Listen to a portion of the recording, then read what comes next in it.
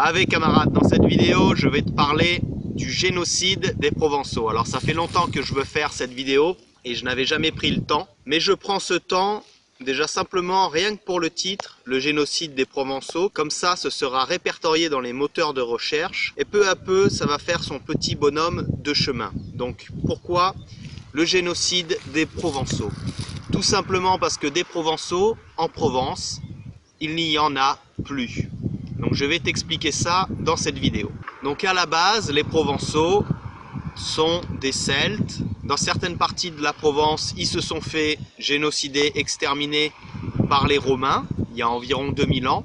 Mais dans d'autres coins de la Provence, du sud de la France, le long de la côte méditerranéenne plus généralement, ils ont survécu et c'était des Celtes parfaitement européens, 100% ariens, 100% atlantes, 100% hyperboréens, appelle ça comme tu veux. Donc ces Provençaux, pendant des siècles, ont résisté aux invasions du sud de la Méditerranée. Donc tout ce qu'on peut connaître au Maghreb, au Machrek et au Proche-Orient. Excursions qui étaient le plus souvent menées pour piller tout simplement ou pour prélever des esclaves. Donc soit c'était sous la tutelle des Ottomans, soit c'était sous la tutelle des Juifs, ce qui revient plus ou moins au même. Donc c'était très pratique pour ces populations du nord de l'Afrique, du Proche-Orient, pour avoir de la ressource gratuite qui avait énormément de valeur, car les esclaves blancs avaient énormément de valeur. Ils étaient revendus ensuite partout au Moyen-Orient et en Afrique. Et donc ces non-blancs, musulmans, organisés par l'islam, se rendaient très fréquemment par les côtes dans le sud de la France, rentraient dans les terres et allaient piller, allaient rafler les populations pour récupérer des esclaves. Donc les Provençaux se sont formés, l'esprit provençal s'est formé avec cette menace permanente qui pesait sur le sud de la France. Ça a créé un peuple qui avait une mentalité très particulière, et qui était parfaitement conscient racialement et conscient du danger des races de boue, de l'islam en règle générale.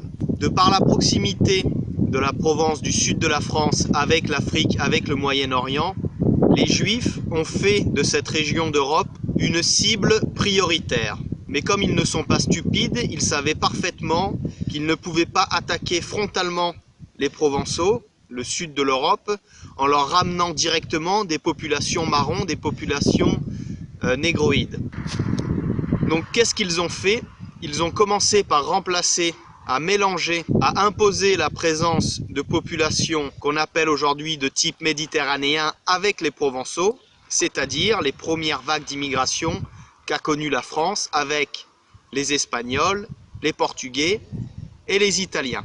Et ensuite des Grecs et toutes sortes d'autres trucs, des Libanais, tous les excréments du sud de la Méditerranée qu'on a ramenés petit à petit en Provence, où déjà s'étaient installés des Italiens, des Portugais, des Espagnols qui étaient venus profiter du vide créé par les deux guerres mondiales pour prendre en France des places facilement, qui s'étaient libérés du fait du nombre d'hommes morts au front durant les batailles de la Première, Seconde Guerre mondiale et même avant.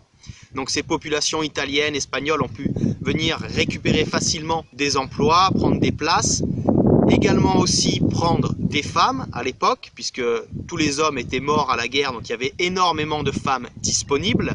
Ensuite, par-dessus ça, donc on a mis des Grecs aux origines douteuses, donc plus turcs que grecs. On y a mis du Libanais, on y a mis tout ce qu'on pouvait, on y a mis du Vietnamien, tout ce qui passait, et en grande quantité, des pieds noirs.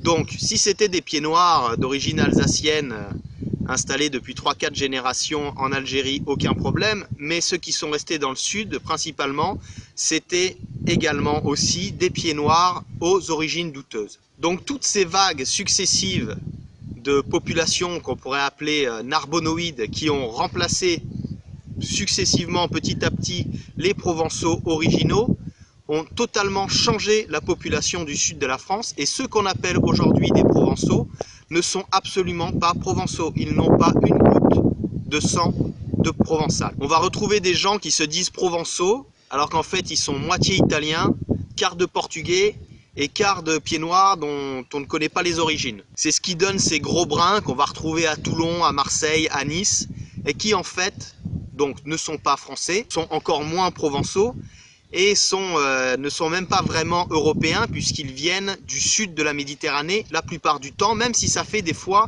de nombreux siècles qu'ils sont en Europe.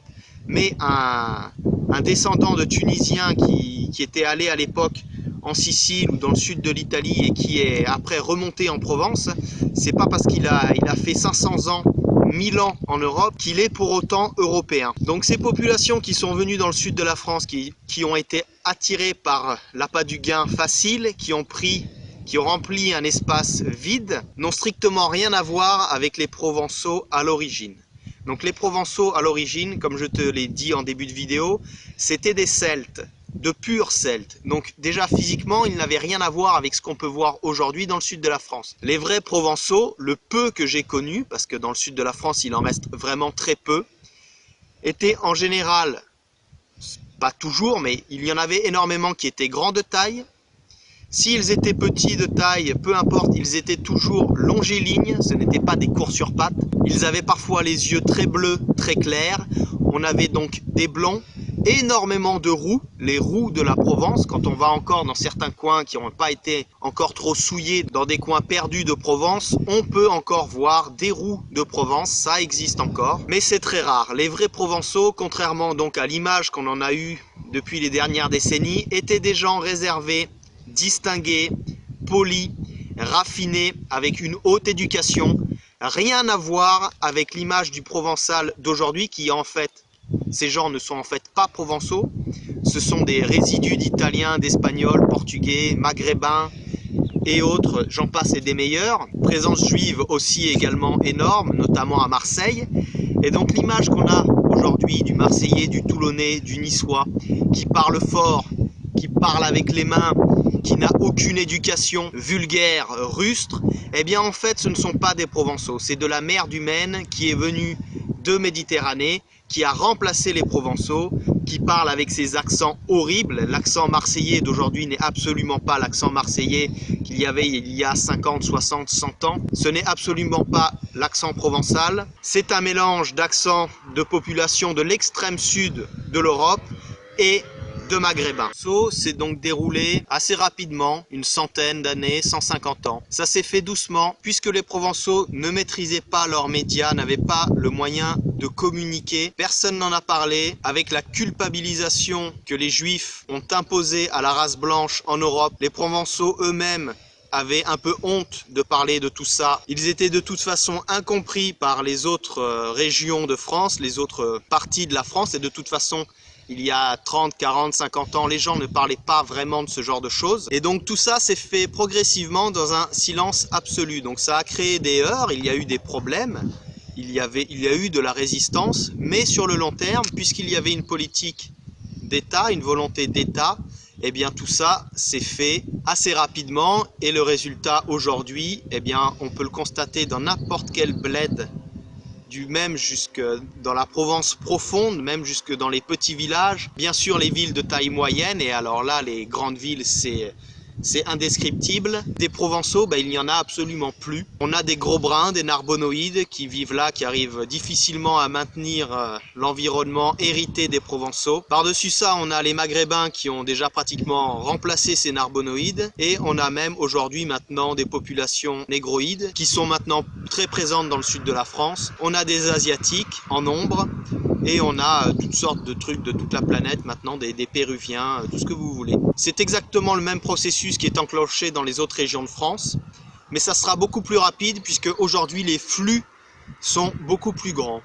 Et malheureusement, s'il ne se passe rien, s'il n'y a pas une intervention extérieure pour changer la politique de la France, eh bien tout ça se fera également dans les autres régions de France et se fera très rapidement. Et d'ici 50 ans, quand vous irez dans des villages au fin fond de la Bretagne ou de l'Alsace, il n'y aura plus que des Maghrébins et on vous dira que c'est les populations historiques qui ont toujours été là.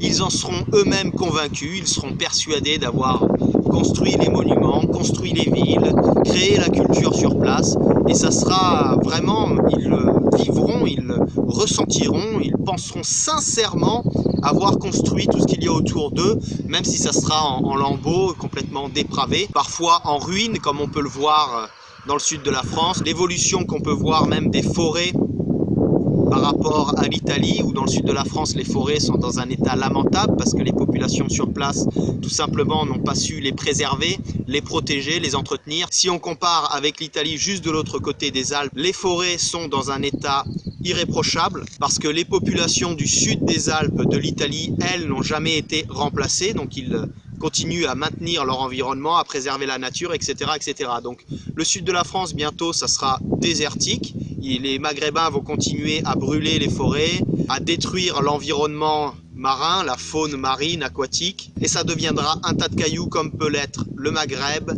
ou la Grèce. C'est le destin de la France et malheureusement, dans la situation actuelle, il semble qu'il n'y aura rien qui pourra inverser la vapeur. Donc je vous invite à compter les blancs simplement quand vous allez au supermarché pour vous faire revenir à la raison et réaliser que le sud de la France, c'est fini, c'est terminé. Si vous vous imaginez pouvoir faire quoi que ce soit en France et plus particulièrement dans le sud de la France, il faut vraiment à un moment revenir à la raison. Quand je repasse dans le sud, je vois très bien les modes de vie que vous avez. Donc vous évitez le point A pour vous rendre au point C, vous sortez pas, vous ne pouvez rien faire, vous n'avez absolument pas de vie. Et avec la routine, vous vous imaginez que toutes ces choses au bout d'un moment sont normales, de vivre comme un esclave sur sa propre terre, sur la terre de ses ancêtres qui en fait n'est plus votre terre tout simplement parce qu'on vous l'a prise. Et donc vous avez des vies d'esclaves, vous ne pouvez rien faire, mais vous vous accoutumez à cela parce que vous avez encore de quoi manger. Et que l'individualisme fait que vous ne vous sentez pas vraiment proche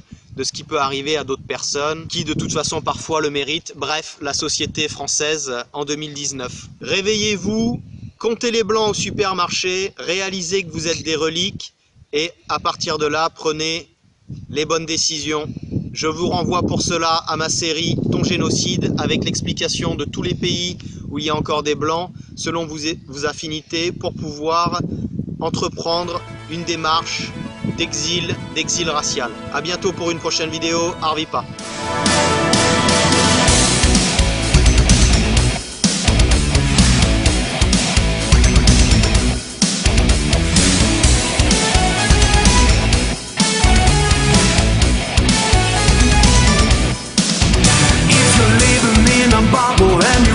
Got a care.